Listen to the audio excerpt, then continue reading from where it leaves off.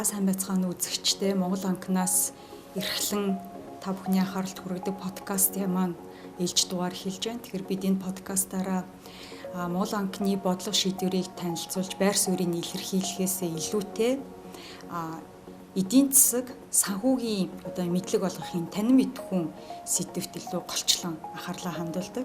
Тэгэхээр өөрөөр хэлбэл бид Монгол анхны байр суурийг илэрхийлэх албагүй гэсэн үг.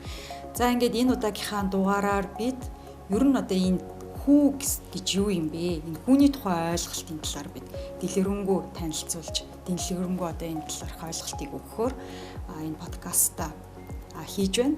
Ингээд зочноороо бид эдийн засагч Түмэн Цэнгэлийг урьж оролцуулсан юм аа. За, урилгыг хүлээж авч цагаа зориулж аваад баярлалаа.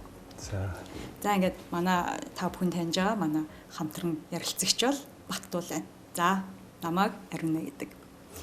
За ингээд сэдв рүүгээ орцгоё. Тэгэхээр ялангуяа энэ эдийн засгийн хүндрэлтэй үед иргэдээс ирдэг илүүтэй их бүхэнд л бол хүнд ир чиглэдэг тийм. Банкны хүн өндөр байна. За сүүлийн үед даасан ипотекийн хөнгөлөлттэй зээлийн хөтөлбөр дээр яригдж байгаа энэ хүн дээр ч бас энэ асуудал яригдаад эхэллээ л дээ. Тэгэхээр хүний тухай ойлголтын талаарх мэдээлэл маань ерөөхдөө энэ маст маань жоохон хомс байна уу да гэж ойлгогдоод байгаа. Тийм учраас нэгэнт бид нэр энэ подкастаараа танин мэдхүйн анхан шатны мэдээлэл өгөх зорилготой учраас энэ хүү гэдэг ойлголтын талаарх энэ ерхий мэдээлэл өгье гэж зорж байна. Тэгэхээр хүү гэж юу юм бэ гэдэг бүр А үсгнээс эхэлдэг шиг цагаан талхай А үсгнээс эхэлдэг шиг энэ хүүний талаарх ойлголтын эхний асуулт бол хүү гэж юу юм бэ гэдэг асуултаар ярилцлага эхлэе гэж бодож байна. Тийм хүү яг зах зээлийн эдийн засагт байдаг хамгийн чухал ойлголтуудын нэг байгаа. Мөнгөний үнэл гэсэн үг. Хүмүүр бол ер нь мэддэг. Зээл авал хүү төлдөг. Эсвэргээрээ хадгаламж аль нэг банкнд байршуулвал хүү авдаг.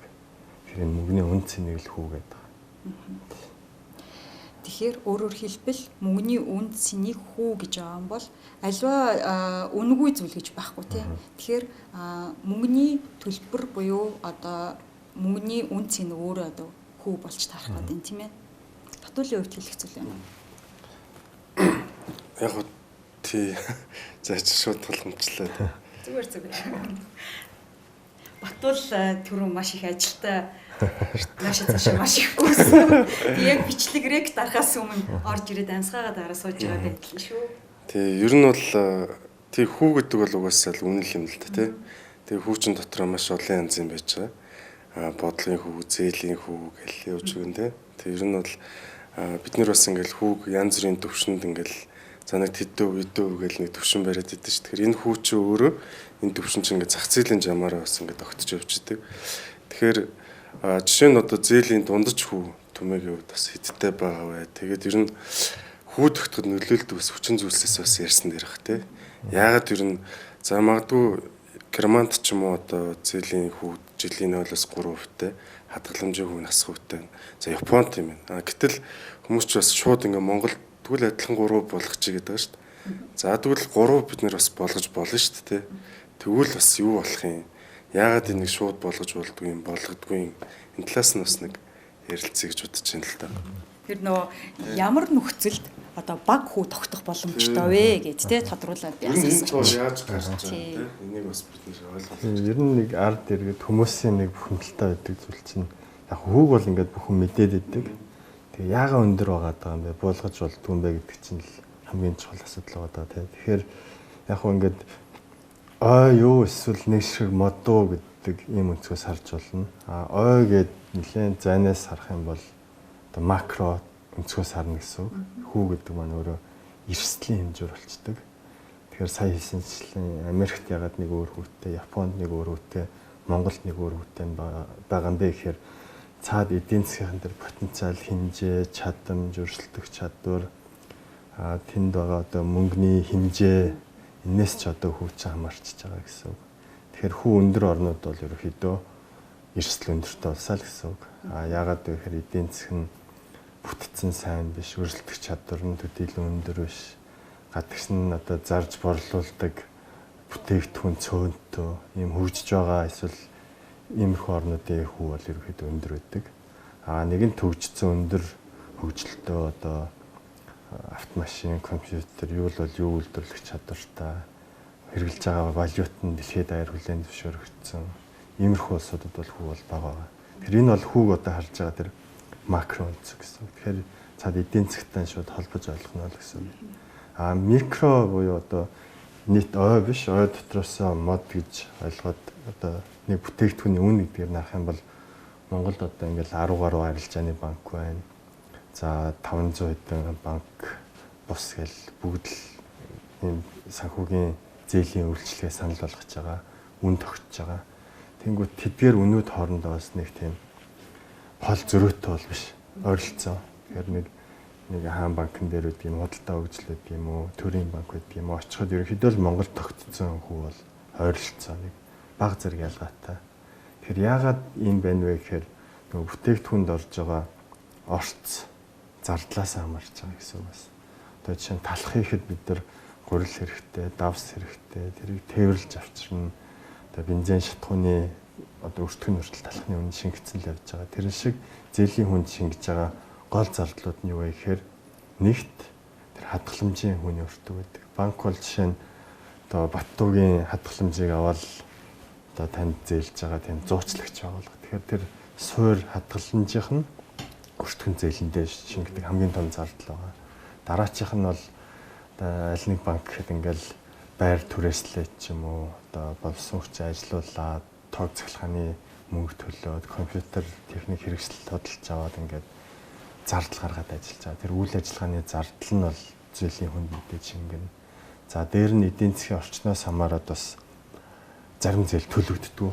Одоо чанаргүй зээл 10% гээл тэр чинь юу гэсэн үг юм гэхээр одоо 100 төгрөг болгоны 10 төгрөг нь эргэж төлөгдөхгүй байна л гэсэн үг. Тэгэхээр эргээд нөгөө одоо Баттуу хүнд мөнгө хадгалсан байвал 100 төгрөгөө бүтнээр л авахыг хүснэ. Гэтэл уучлаарай таны мөнгийг 90 л эргүүлж өгье гэж болохгүй. Тэгэхээр тэр эрсдлийн зардал бас зээлийн хүнд шингэж өгч байгаа. Энд чи өөрөө одоо өөрөөр хэлбэл нөгөө нийт мөнгөн урсгалт ир чинь одоо бас саад зогсолтыг хэлчихсэн гэсэн үг шүү дээ. Хүнээр ярих юм бол одоо цусны эргэлт маань одоо саатах нөхцөлийг чанаргүй зээл маань бүрдүүлчихдэг тийм.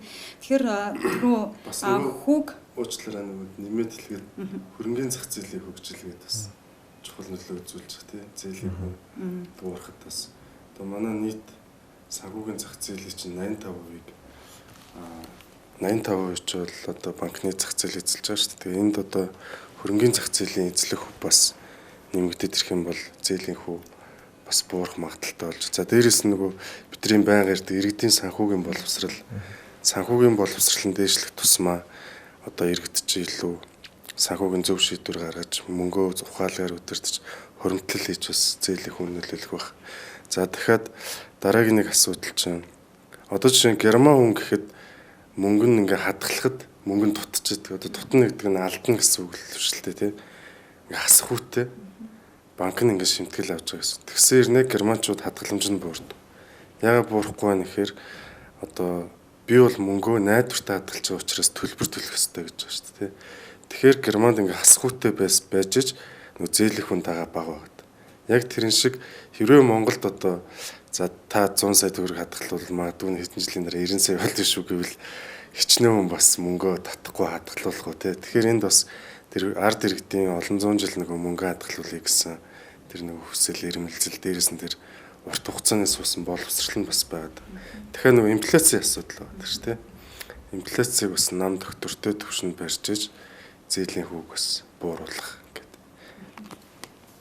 Тийм нөгөө мөнгөний нийлүүлэлт нь сайн байна те. Энэ мөнгөний нийлүүлэлт өндөр байна гэдэг чинь өөрөө цаана тухайн улсын одоо капиталтай потенциал ямар түвшинд байгааг л илэрхийлээд хүү зеро байхын нөхцөлийг бүрдүүлээд байна шүү дээ. Түрүүн чиний ярианд ч бас гарч ийн, Түмэн Цэнгэлийн ярианд ч бас гарч ийн нэг чухал нэг point бол энэ нөгөө том эдийн засгуудтай ингээд манайх нөгөө хүүгийн харьцуулалт хийгээд байдаг те. Гэтэл нөгөө том эдийн засаг чинь өөрөө болохоор зэрэг илүү нөгөө нэг доктортой, хөгжлөн доктортой өгдөж чинь тий. Манай улсын хувьд ингээд аваад үсгэр чинь зэрэг уул уурхай дагсан экспорт нь илүү давамгаалцсан учраас мөчлөг дагсан эдийн засаг маань өөрөө энэ савлгаатай эдийн засагт ийм нөхцөл байдалд бидний ингээд байлгаад байгаа нь яалтчгүй одоо энэ хүн өндөр байх шалтгааныг үүсгээд байна л да. Тэгэхээр эндээс одоо юу хэлэх гээд байна гэхээр эдийн засгийн нөхцөл байдалтай улс орны одоо эдийн засгийн хөгжил за дээрэс нь бас энэ зөвхөн эдийн засаг гэхгүй нөө улс төрийн доктортой байдлын бас маш их чухал хамааралтай.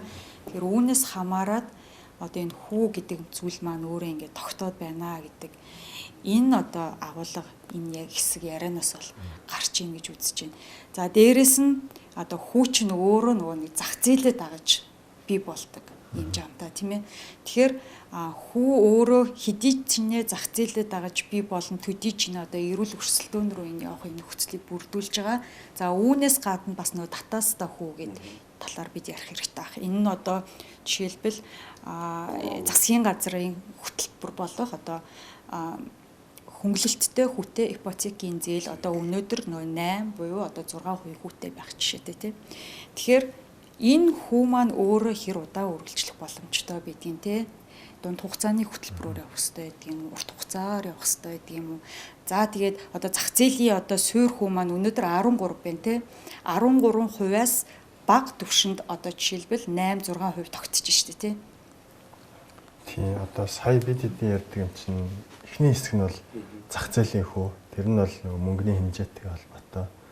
Мөнгө их тусмаа л тэр чинь хүн бага байна л гэсэн. Тэгэхээр яаж мөнгийг арвижуулах юм бэ гэхээр мөнгө чинь өөрөө цаанаа ямар нэгэн бүтээгдэхүүн үйлчлэгийг хэмжиж байгаа л нэгж зүгээр л нэгж. Тэгэхээр бүтээгдэхүүн үйлчлэгийг л илүү үйлдвэрлэж тэрний тулд нөгөө нэг өрсөлдөх чадвараа сайжруулна л гэсэн үг. Тэгэхээр Монгол улсад одоо жишээ нь хүү байлах зах зээлийн жамаар нь хүүг бага байлах нэг суурь нөхцөл нь одоо экспортлж байгаа бараа бүтээгдэхүүнийгээ тоог олон болгох, орлого ирэх болох. Тэгэхээр нөгөө нэг эдийн засгийн сав руу маань их хэмжээний мөнгө гээд орлого хэлбэрээр ороод ирвэл хүү бага тогтох суурь нөхцөл болно гэсэн. Яг хөө дээр нь тэр зах зээлийн хүүг одоо хүчрэхгүй цалин орлогот нийцэхгүй тийм нийгмийн зорилттой бүлгүүд бол мэдээж аль ч улсад байдаг. Тэгээ улс орн болгон тэр зорилттой бүлэг рүүгээ чиглэсэн хөнгөлөлттэй татаастай хүүтэй тийм бүтээгдэхүүнийг бол бас тийм нэг төрлийн халамж хэлбэрээр олгодог байгаа. Тэгэхээр зах зээлийн нөгөө өндөр хүүг дийлэхгүй хүмүүс зориулж татвар төлөгчдийн мөнгөөр татаас өгөөд нөгөө тэр зорилттой бүлэгтэй чиглэсэн тийм бага хүүтэй одоо тийм бүтээгдэхүүн үйлчлэгээ олгодог гэсэн. Одоо манайд бол чинь тэр ипотекийн зээл бол нэг төрлийн тийм одоо шууд халамж гэхэд хэцүү. Гэхдээ нэг төрлийн тийм засгийн газрын татаастай, төрөөс татаастай тийм хөтөлбөр гэж ойлгож болно. Тэгэхээр банкн дээр очиод нэг 15-20%-аар моргижийн зээл авч чадхааргүй орлоготой хүмүүс зориулаад 8%-аар төрөөс дэмжлэг болгож өгч гинэ гэсэн. Тэгээ энэ бол мэдээж эдийн засгийн хувьд бол тэр хүний зөрөөг бол нийт ард түмнэрэл хувааж төлж байгаа л гэсэн. Тэгэхээр гэтэл яг хуу мэдээж Улаанбаатарын одоо энэ утаа төгжрэл гэл олон асуудлын шийдэл нь мэдээж орон сууцтай холбоотой учраас тэр орон сууцыг эрэлт талаас нь дэмжих тийм хөтөлбөр гэж ойлгож байна. Тэгэхээр энийг бол тодорхой зорилт бүлэг рүү чиглэсэн ийм хязгаартай байвал илүү үр дүнтэй. Хавтгарах тусмаа л ялгаагүй л бүгдээрээ хувааж төлж байгаа юм чинь яг эдийн засгийн агуулгаар бол тийм юу бол болно л да. Утгагүй л гэсэн үг. Тэр та сайн нөгөө хавтгааруулж болохгүй гэж байна шүү дээ. Тэгэхээр одоо бол ипотекийн зээлийн эрэлт бол тодорхой хэмжээгээр бас өндөр тал руугаа түвшинд байна тий. Тэгэхээр энэ эрэлт маань ингээд өндөр байгаад байна. Гэтэл одоо энэ эрэлтийг ингээд хангах ийм түвшинд одоо манай өөрөө энэ санхүүгийн чадамж маань дийлэх болов. Тэгэхээр энэ одоо өөрөө ямар зохицуулттай цаашаа үргэлжлэх хэрэгтэй юм бол ер нь бусад улс орнууд дээр бас моргижийн зээлээс олж эдийн засаг бас эрсдэлд орсон ийм гашуун түүхүүд байгаа учраас энийг бид зөв авч явахын тулд одоо ямар зохицуултуудаар энэ асуудлыг шийдвэрлэх хэрэгтэй юм бол яг хүүтэй холбоотойгоор асууж байгаа шүү. Илүү гүнзгийрээд явчихсан байж магадгүй. Яг одоо бол ингээд Монгол банк энэ хөтөлбөрийг хариуцсан хийгээ явж байгаа. Тэгээд их хурлаар батлуулдаг мөнгөний бодлогын үндсэн чиглэлд бол эх хонд бол ингээд засгийн газар руу шилжүүлнэ гэсэн энэ заалт орсон. Тэгээд тэр нь ч бас эдийн засгийн агуулгаараа ч бас зөв нэгэнт одоо төрөөс ард иргэдийнхаа тэр зорилттой бүлэг рүү чиглэсэн ийм хөтөлбөрийг хэрэгжүүлж байгаа бол засгийн газар нь ингээд хариуцсан явах нь зөв гэдэг нь бол олон улс хөрөнгө оруулагчид бүх хүм эдийн засгийн хэмжээч хинт ч ярьсан ойлгомжтой энэ бол төв банк хийх үндсэн ажил биш ээ гэдэг ийм байр суурийг бол олонстол хэлээд байгаа. Тий. Тэгээд тэр нөхцөл дээр бол хүүн хэд байх вэ гэдэг дээр засгийн газар татрынхаа одоо орлогоос хэр хэмжээний татаас өгөх вэ гэдгээ ард дэвлээс асуугаад ч юм уу хийгээ явчих боломжтой болов уу гэж. За одоо бас бодлогын хүүг ярих хэрэгтэй баг тий. Ерөнхийдөө бодлогын хүү гэдэг чинь одоо төв банкн дээр хадгалж байгаа богино хугацаанд үн цасны хүү гэж нэг талаар бас банкуд манай тэр мөнгө хадгалах хүү гэж бас нэрлэдэг байгаа шүү дээ. Тэгэхээр бодлогын хүү ч одоо өсөж буураад байгаа ш сая бас жоохон өсчих шиг болсон. Тий. Тэгэхээр за яг бодлогын хүү зах зээлийн одоо хүүний түвшинд яаж нөлөөлж байна? За нэмснээрээ яг эдийн засгт ямар үр дагавар гарч байгаа? За буурснараа бас яадаг? Яагаад бодлогын хүү зээлийн хүүний бас хөтчхүү болоод идэх талаар бас тайлбарлаж хэрэгтэй байх гэж бодож байна тий. Тийм нөө анх бидэд бол ярьсан шүү дээ. Хүү гэдэг чинь бол мөнгөний үнц нь гэдэг. Тэнгүүт хадгаламжийн хүүгээд хүү тогтж чинь, зээлийн хүүгээд хүү тогтж чинь. Тэнгүүт энэ бүх эдийн засгт байгаа хүүнүүдийн хамгийн суур хүүгийн бид бодлогын хүү гэж нэрлэдэг байгаа. Энэ суур хүүг бол төв банкнаас тогтоодог. Төв банк мөнгөний бодлогоо хэрэгжүүлэхдээ энэ бодлогын суур хөтөч хүү маань хэд байвал эдийн засаг илүү хэвийн үйл ажиллагаатай инфляц тогтвортой байх вэ гэдгийг харгалзаж энэ хүүг бол тогтоодог гэсэн үг. Тэгэнгүүт энэ нь юутай холбогддог вэ гэхээр ерөөдөө мөнгөний бодлого бол эдийн засгийн идэвхжэлд нөлөөлдөг. Тийм зөөлөн сул бодлого явуулж байгаа нөхцөлд бол ингээд зээлийн олголтын хэмжээ нэх хүүн бага.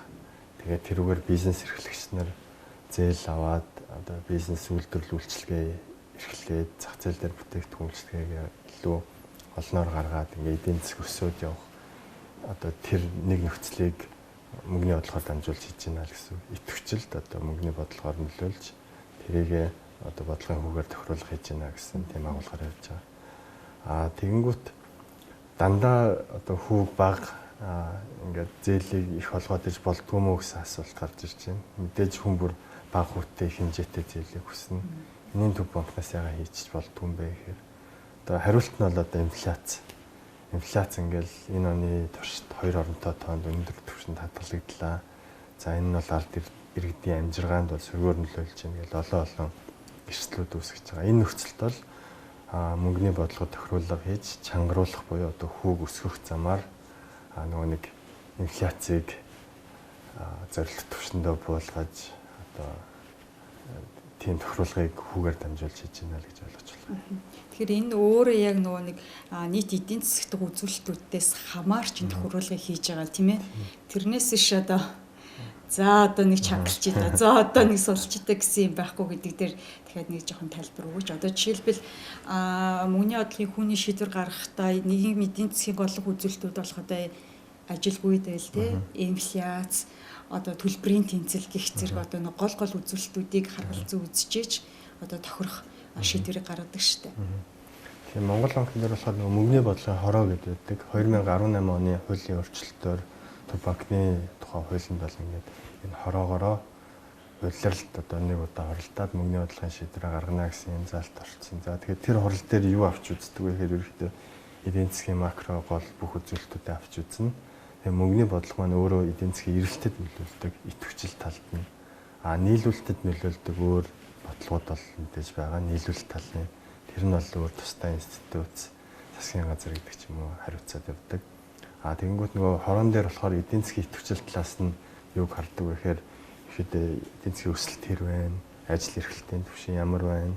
За манай одоо гадаад статистикуд буюу төлбөрийн тэнцэл гаднаас орж ирж байгаа валютын урсгал хэр байна. Манайд хэр их хэмжээний нөөц байна. За үнэтэйгээ уялдаад валютын нөөц ханш дээр ирэх дарамт нь ямар байна гэвэл маш олон хүчин зүйлүүдийг авч үзээд за энэ нөхцөлд бол төгрөгийн суурь өгөөж тэр үн иймэрхүү түвшинд байвал одоо инфляцт хамгийн дарамт багтаа зорилт түвшинд байх боломжтой байна гэдгийг хэлцээд бол шийдвэрийг бол гаргадаг байгаа. Тэгээд яаж нөлөөлдөг юм бэ гэхээр яг бодлогын хүү бол эдийн засгт нөлөөлдөг маш олон сувгууд байгаа. Нэг гол сувг нь бол хүүний сувг, зээлийн сувг. Тэгэхээр хүү өсснөөр яадаг вэ гэхээр зээл харьцангуй ховор болно. зээл үнэтэй болно. Ингэснээр нөгөө зээлийг одоо хэрвээ бага байсан бол маш олон хүн аваад үйлдвэр үйлчлэгээ эрхлээд эдийн засгийн идэвхжих байсан бол хүү өснөрөө тэр арай саарч өгнө гэсэн үг. Тэгэхээр энэ цаанаа юу гэсэн үг вэ гэхээр нөгөө эдийн засгийн идэвхжил бага зэрэг хомигдно. Энэ бол ялчгүй хүү өсгсөний нэг тийм дайвар шууд нөлөөнө гэж ойлгож болно. Тэгээд ингэснээр юуг зорж байгаа юм бэ гэхээр нэгэнт инфляци юм өндөр үед бол нөгөө эрэлтээс үүдэлтэй инфляцийг ирээдүйд үүсэхгүй байх. Тийм тохируулга хийж байна л гэж ойлгож байна. Тэгэхээр ерөөсөө л энэ одоо нийгэм эдийн засагт бид яг юу хийж бүтээгээд байгаа юм бэ гэдгийг чинь л одоо илэрхийллийг одоо бид нар хүүгээрээ авч яана л гэсэн үг байгаа дах нь шүү дээ. Тэгэхээр яг би нөгөө илүү нөгөө нэг хүүтэй холбоотойгоор массаас ирдэг асуултуудад тайлбар өгсөд байна л да. За жишээлбэл одоо банкны хүү өндөр байна. Ингээд одоо банкуд ингээд бид нарыг шулж ингээл иргэдээс ярьдаг штеп. За хүүгээ буулга, хүүгүү боолго, тэгээл ялангуяа одоо энэ өнөөдрийн улс төрийн ийм хурцтай ийм нөхцөл байдалтай үед иргэдээс бухимдж байгаа зүйл бол энэ асуудал төр бас байр суурь илэрхийлээд байдаг л да.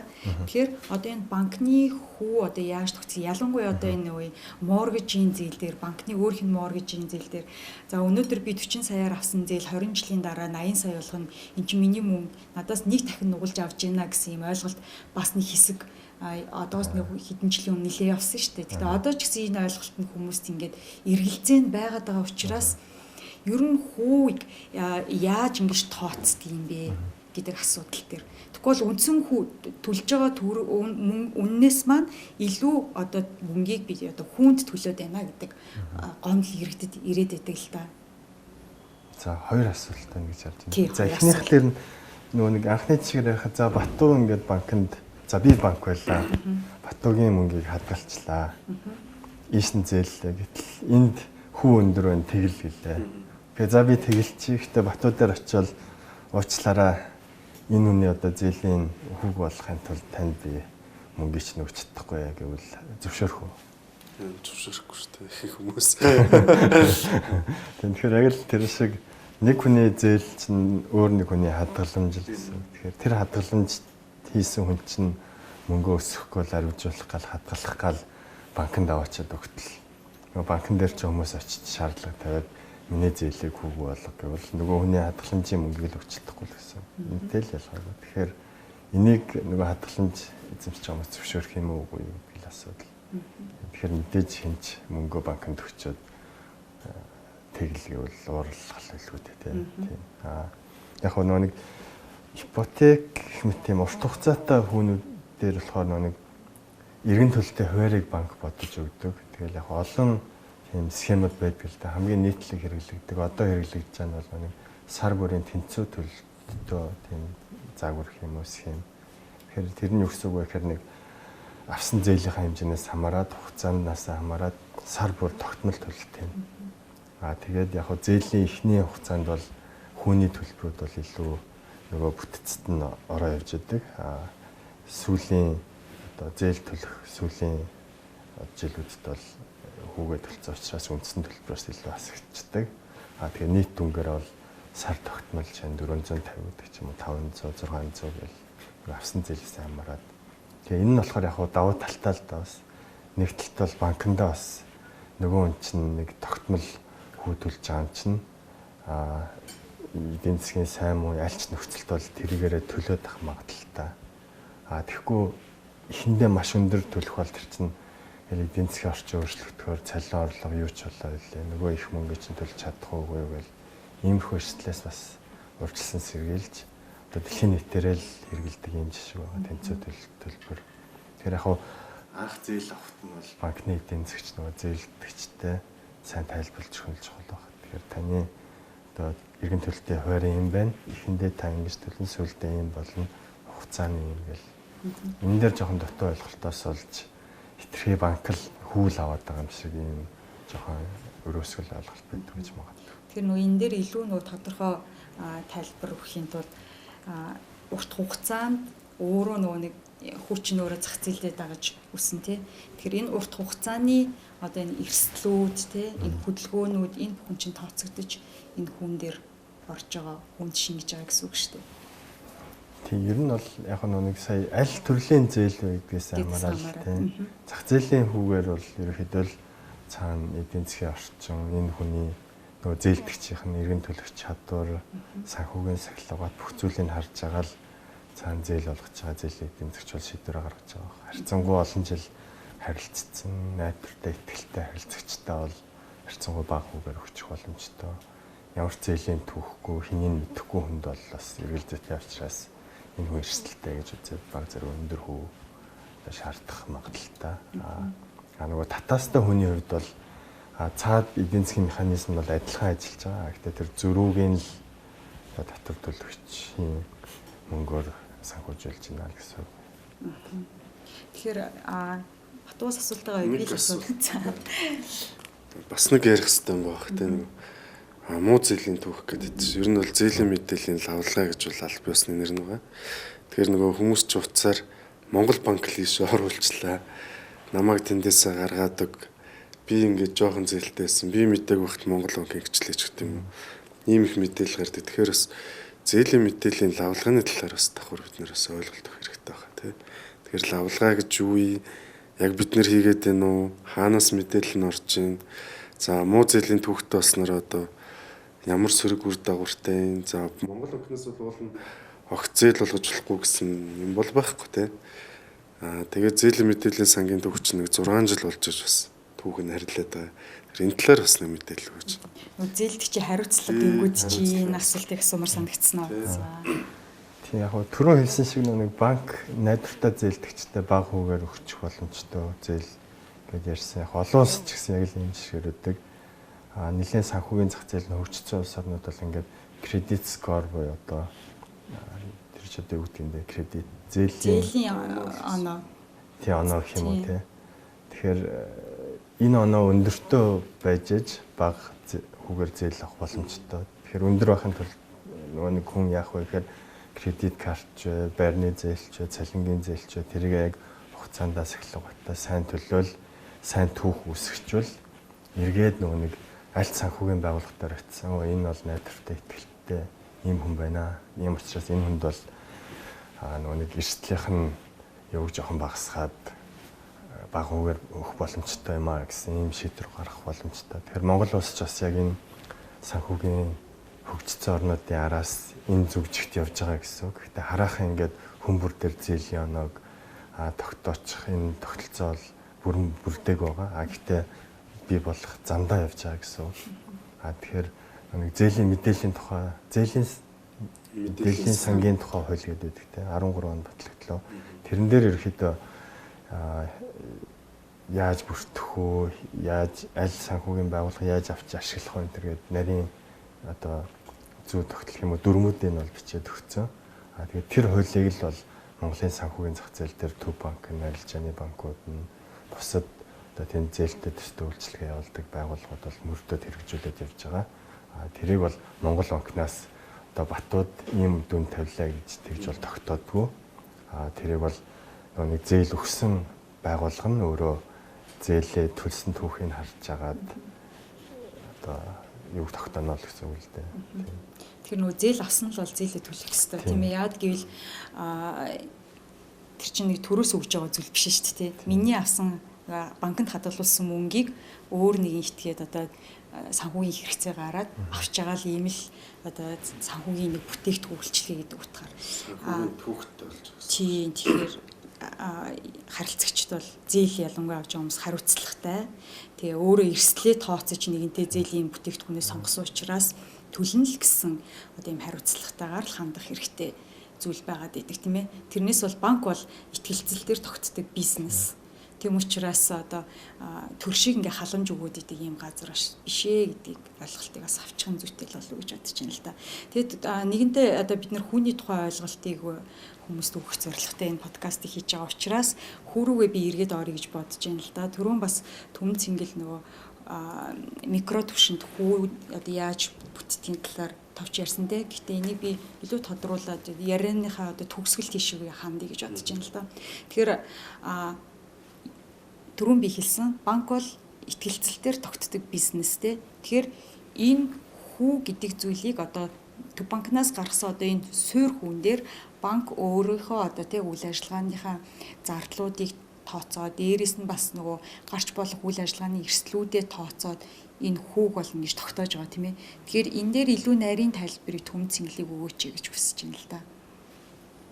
Яг уу. Яаж банкны хүүгээ тогтоогоод байна гэдэг. За одоо жишээ нэг цалингийн зээл авьяа гэхэд ихэнх банкуд дээр нэг жилийн 18% орчим байна уу? 18%, 20%. За тэр хооронд байлаа гэж үзэхэд энэнийг яаж одоо бүтцийн харьяал гэсэн үг шүү дээ. Тэгэхээр за нэг банкн дээр очиж жилийн төгрөгийн хадгаламж хийлгээ гэхэд өнөөдрийн байдлаар нэг 12-аас 14% таа баг шүү. Тэгэхээр за нөгөө 18%-ийн зээлийн чинь 12% нь нөгөө хадгаламжийн их усрын зардал болчих нэ. За үлдсэн 6-7-ыг ингээд задлаад үзэхээр за банк мэдээж нэг үйл ажиллагаа явуулж байгаа түрүүн хэлсэн нэг байшин сав тоног төхөөрөмж компьютер одоо ажилтан цалин хөлсгөл баахан зардлууд тэр нь одоо нөгөө зээлэндээ шингүүл магадгүй нэг 3-4 нэг ч хүн болт юм уу. Дахиад нөгөө эрсдлийн зардал нь гэхээр за нэг өнөөгийн нөхцөлд бол 100 төгрөгийн 11 эрсдэлт ороод төлөгдөхгүй байгаа юм чинь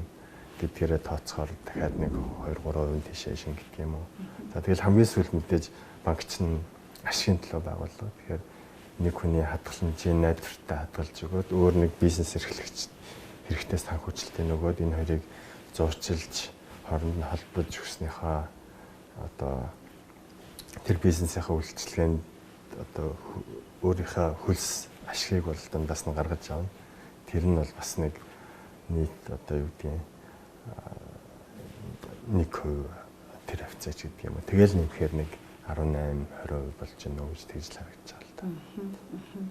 Тэр нөгөө банкны салбар ялангуяа хамгийн сүүлийн үеийн нөгөө технологиг те нөгөө төлбөр тооцооны тасралтгүй найдвартай аюулгүй байдлыг хангахын тулд хамгийн сүүлийн үеийн шийдэл бүхий технологиудыг хэрэгжилж байгаа. Энэ дээр бас их өндөр зардлуудаас орж байгаа тийм ээ. Тэр нөгөө зээлийн хүүг бууруулах стратеги гэдэг 18-аас 20 онд хэрэгжүүлсэн шиг санагдаад байна тийм. Тэгэхээр энэ стратеги дээр бас нөгөө зардлуудаа бууруулж ийж нөгөө зээлийн хүүний стратегийг хангах ийм шаардлага бол гарсан л да. Тэгээд эндээс ингээ үзэхэд ер нь хүүнд тий одоо ингээд төрийн оролцоо ингээд оролцох нь хэр зохимжтой байдаг юм бол ер нь бусад улс орнуудад ингэж хүүн дээр төрөөс оролцож исэн юм тохиолдлууд ер нь хэр байдаг юм бол. Тийм одоо хүү өндөр байна гэдэг энэ проблем асуудал ч ер нь улс болгонд л байдаг. Тэгэл энэ хүүг надад өндөр учраас бууруулж өгөөч гэсэн шаардлагыг одоо иргэд олон нийтийн улс төрчид нартай тавиал тэгэл тэрэнд нь зах зээл төлөвлөнгөөс оролцохч үзэл. Тэгэл ийм тохиолдолд дэлхийд маш олон бараг нэг дэлхийн банкны судалгаагаар 70-80 улс ингээл хүчээр хүүг бууруулах гэж янз бүрийн аргаар үзсэн. Тэгээд гэтээ үр дүн ижил бүгд. Бас энэ чинь тэгэл суурь шалтгаан шийдэгдэг бол тэр хүү гэдэг юм чинь бол зүгээр л симптом, дохио.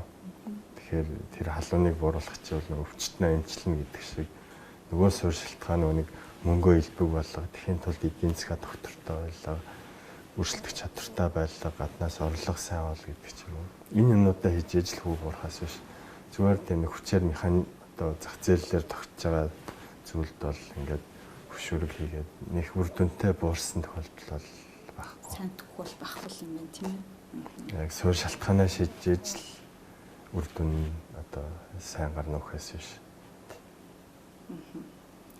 Тэгэхээр за тэгвэл нэг төрөөс яаж оролцох ёстой вэ гэхээр яг хөө тэр өндөр байгаа тэр нэг үр ашиг нь бол сайжруулахад нь бол бодлогоор бол дэмжиж болно. Бүтээмжээ бид нэр илүү сайжруулах хэрэгтэй, ажлын байраа нэмэгдүүлэх хэрэгтэй байгаа тийм экспортоо нэмэгдүүлэх шаардлагатай гэдэг. Бодит эдийн засгийн талд нь тийм нийлүүлэлтийн одоо бүтцийн суурь шинжилгүүдээ ихээс гадна санхүүгийн зах зээлээ ч гэсэн илүү үр ашигтай болох одоо түрүү хэлж энэ хөрөнгөний захыг хөгжүүлэх хэрэгтэй гэдэг ч юм уу. Хэрвээ хөгжихэд нь тэр одоо зохицуулалт талаас нь ямар нэгэн тийм саад дотор байна уу, илүү үр ашигтай болгоход юу хийж болохоор байна. Иймэрхүү байдлаар хийвэл үр дүнтэй. Шууд хүчээр одоо 18 байгаа хүүг 15 болгочих гэдэг ч юм уу. Энэ бол нэг тийм үр дүн төрсэн кейс бол баг. Ялангуяа нөгөө төсвийн өндөр алдагдaltaгүй байх хэрэгтэй байгаад байна тий. Тэгээ одоо макро эдийн засгийн доктортой байлгана гэдэг чинь тэгэл төсөв мөнгөний бодлого илүү зохистой оновчтой байх хэрэгтэй.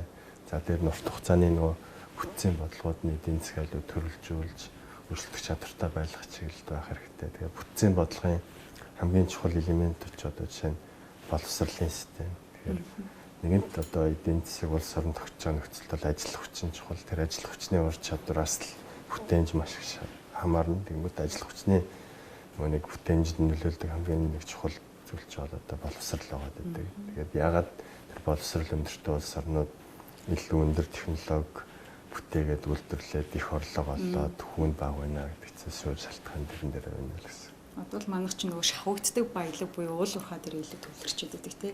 Гэтэл нөгөө шахагддаггүй баялаг боловсрал. За үүний дараа нөгөө эрүүл мэнд орох тий. Тэгээ энэ дээр одоо илүүтэй бас юм анхаарах шаардлагатай нөгөө бодлогын шиг илүү системтэйгээр төвлөрүүлэх шаардлагатай юм болов уу гэж харагдаад байдаг л да. За тэгээд ингээд эцэст нь сая хүн одоо зах зээлд одоо ингээд хөндлөнгөөс оролцвол юу болох вэ гэдгийг ярьлаа тий. За унах одоо бий болох одоо ийм хүнд эрсдэл юу байж болох вэ? Яг одоо жишээ нь нэг жишээ хэлэх юм бол за хэрвээ ингээд за хүүг буурууллаа хүн дээр ингээд хүүг бууруул гээл одоо үзлээ гэж үзэхэд. Тийм нэг үн хүртээн чойрч үргэлж цуг явдаг. Тэгэхээр яг хуу зах зээлийн хүү тогтж байгаа нөхцөлд бол тэр зах зээл дээр нь оролцогчд нь оролцоод худалдаж авах чадвартай нь аваад явчихна. Тэгэнгүүт нөгөө нэг суур зардлуудаа шийдээгүй буулгацсан нөхцөлд бол нийлүүлэлт багасчихна л гэсэн үг зээлийн. Тэгэхээр үнэхээр надаас гарч байгаа зардал нөгөө 18% хүүтэй цалингийн зээлийг тогтоож байгаа нөхцөлд би яач чигээд шууд 15 болох боломжгүй. За 15-аар үггээл тийм захиргааны байдлаар шийдлээ гэх юм бол алдагдлуулахгүй тул би банк байсан бол зээлээ өгөхгүй л гэсэн. Тэгэхээр нөгөө эргээд нөгөө зээл авах хүмүүс маань бага хүүгээр авах эсэргээрээ бүр зээл олдохгүй тийм хамсалт орно л гэсэн. Тэгэхээр тэр нэг одоо түрүү хэлээд байгаа дэлхийн банкны судалгааны нэг гол үр дүн бол тэр яг ингээд зээл түвшээр дээр хязгаар тавьдаг ч юм уу. Зах зээлийн бус аргаар ингэж хөшөөрөг хийж нөлөөлөхийг оролдохоор эргээд нөгөө туслахсан хүмүүстэй гай болцдог гэх юм уу. Нөгөө зээл нэг өндөрч болсон хүүгээр олдож исэн хүмүүс чинь бүр зээл огт олдохоо байждаг. Тэгээд өөр далд эдийн засаг руу шилждэг. Тэнд нь очихоор ямар ч дүрмгүй зохицуулдаггүй нууц нөгөө санхүү хэрэглэгчийнхээ эрх ашгийг хохироодог. Юу л бол юу байж болох тийм эрсдэл рүү л түлхэж байна л гэсэн. Тийм болохоор л эдийн засгчд бол ингэж зах зээлийн жамаараа тогтж байгаа зүйл рүү ингэж оролдохтой болгоомжтой байгаа ч гэдэг зүйл нь зүйл байна. Зөв. Тэгэхээр нэгэнтэй л за ялангуяа нөө харилцагчдын хувьд тийм ээ зэлийн бүтээгдэхүүнээ анх сонгохдоо л тэр тухайн хүүг бол хүлээн зөвшөөрөөл тэр бүтээгдэхүүнийг сонгосон байж таараа тийм ээ. Тэгэхээр зэрэг нэгэнд өөрөө одоо ингээд хүлээн зөвшөөрөө сонгосон хүүн дээрээ дараа төлөх тохиолдолд төлөөд эхлэх тохиолдол дээр энэ хүү одоо таалагдахгүй байна. Өндөр байна. Ингээд ах одоо ингэж аашлаад байх шаардлага бол байхгүй юм байна гэдгийг одоо энэ подкастаар ойлгосон байх гэж бодож байна. Ерөөсөө л одоо энэ нийгэм эдийн засгийн нөхцөл байдал чинь ямар байна вэ гэдэг зүйл чинь л өөрөө энэ хүүхд тогтоодог байх нь шүү гэдгийг бас ойлгож авсан баха гэж найдаж байна. За Батуулын үед хэлэх зүйл байна уу? За тэгээд сая ярианаас өрхөдөд дүгнэхэд хүчээр юмыг ингээд тогтвол эргээ харавдаг тий. Тэр нөө зээлийн хүүг ямар нэг хэмжээр шууд хүчээр тэд болгоё гэхэд нөө суур хүчин зүйлээ өөрчлөг бол хүчээр эргээл бас харвал эдийн засгт тийм сөрөг нөлөөллийг бас үзүүлнэ шүү гэдэг бас та бүхэн ойлгоорой. Дээрээс нь нөгөө зээлийн хүү өндөр байна л гэдэг тий. Нөгөө талдаа бид нэр ингээ хэрэглээний зээлийг одоо их хэмжээгээр авах бас болмоор байна тий. Тэгэх юм бол бид нэр заавал ингэж одоо зээлийн хүүний дарамтанд ороод байхгүй шүү дээ. Одоо шинэ машина хүртэл бид нартэй хадгаламжаар одоо хадгаламж хийнэхээр хүмүүс ч бас нөгөө талдаа над мөнгө алга гэдэг шүү дээ. Гэтэл яг хадгаламж гэдэг зүйл чинь мөнгөтэй хүмүүс ус идэв биш. Энэ чинь бол өөрөө зуршлын асуудал байна. Тэгэхээр зарим энэ асуудлуудаа хадгаламжаар шийдэх гэж оролдож байгаараа хэрэглээний зээлээс айл болох цогтж байгаа гэж хүсэх гээд байна л да тийм. Бизнесийн зээлийг бол авч явах хэрэгтэй. Зүгээр нэг хөргөж авах гад машин авах гад эсвэл цаансар тэмдэглэх гэж зээлэх бай болоос л хчлэмэр. За баярлалаа. Тэгэхээр нөгөө хэрэглээ маань Батуулын хэлээд байгаа санаа маань нөгөө хэрэглээ гэдгийг нь илүү ухаалаг те танд яг ямар хэрэгтэй юм бэ энэ зүйл маань танд яг ямар үр өгөөж өгөх үс одоо энэ хэрэглээ байх юм бэ гэдэг дээрээ төвлөрч одоо хэрэглээнийхаа зэлэн дээр авах хэсэг шийдвэрээ гаргаасаа гэдэг санааг хэллээ гэж ойлголоо. Зөв. За баярлалаа. Түмэгээ Яг уу нэг хэлэгч байх уу би ч тэгэл баахан л ярих юмнуудыг ярьчлаа. Би санаагаа ихэр хангалттай ойлгуулж чадав. Хангалттай сайн асууж чадав. Дутуу үлдээсэн зүйлээс төхөд хэлэх боломжтой шүү. Тийм яг уу тэгэл юу гэдэг бид нар ч одоо ингээд 90 онд одоо чөлөөт зах зээлийн эдийн засгийг сонгосон. Тэгэхээр энэ эдийн засаг чинь бас тодорхой дүрмээр ажилладаг, тодорхой зарчмуудтай, тодорхой үнэт зүйлүүдтэй. Тэгэхээр тэрийг одоо нийтээрээ ойлгож хүндлэж одоо эрхэмлэж явах нь зах зээлийн эдийн засгаа хөгжүүлэх нэг тийм чухал хүчин зүйл нь болно. Тэгэхээр нөгөө эдийн засаг маань хөгжүүл мэдээж эргэл хүн бүртэл хэрэгтэй. Тийм нөгөө баг үгээ идэлнэ. Тэгэхээр одоо нэгэн зах зээлийн эдийн засгийн хамгийн чухал амин сүнс нь одоо үн үүдэг. Хурц ялгаагүй санхүүгийн зах зээл дээр. Тэгэхээр энэ үннийхээ талаар, хүнийхээ талаар илүү одоо ингээд аль болох олуулаа бүгдээрээ зөв ойлголттой болох тусмаа л зах зээлийн эдийн засгийг хөгжүүлэх нэг тийм чухал нөхцөл болох юм болоо гэж бодож байна. Тийм учраас нөгөө бид аль болохоор илүү нөгөө төр засгаасаа бэлэн зэлэн те халамжийг хүсгэсээ аль болох татгалзах хэрэгтэй гэж бодож байна. Халамж зөвхөн нөгөө зорилттой бүлэг рүүгээ чиглэжээж тэр чи одоо үр дүнтэй халамжийн бодлого болох гээд байна. Нийтээр энэ хавтгаарсан халамж гэдэг маань өөрөө нөгөө зах зээлийн иргэд үсгэсэн тийм ээ. За магадгүй нөгөө нэг төвлөрсөн төлөвлөгөөд эдийн засагт коммунизм, социализмал үгүйсэн л юм асуудал болох гээд байна шүү дээ. Тэгэхээр чин зэрэг одоо бидний нөгөө хүсээд идэг тэр холын Америк маань хизээ ойртох вэ? Тэгэхээр бид маань өөрсдөө ялангуяа энэ иргэд олон нийт масс маань энэ санхүү эдийн засгийнхаа мэдлэг ойлголтыг одоо нэмэгдүүлэх тусам бид аль болох богино хугацаанд одоо энэ хөгжлийг авчирч чаднаа гэж бодож байна. За ингээд Монгол хүн бүр одоо илбэг хангалуун амьдраасаа гэж чин сэтгэлээсээ хүсэж байна. Анхаарал хандуулсанд баярлалаа.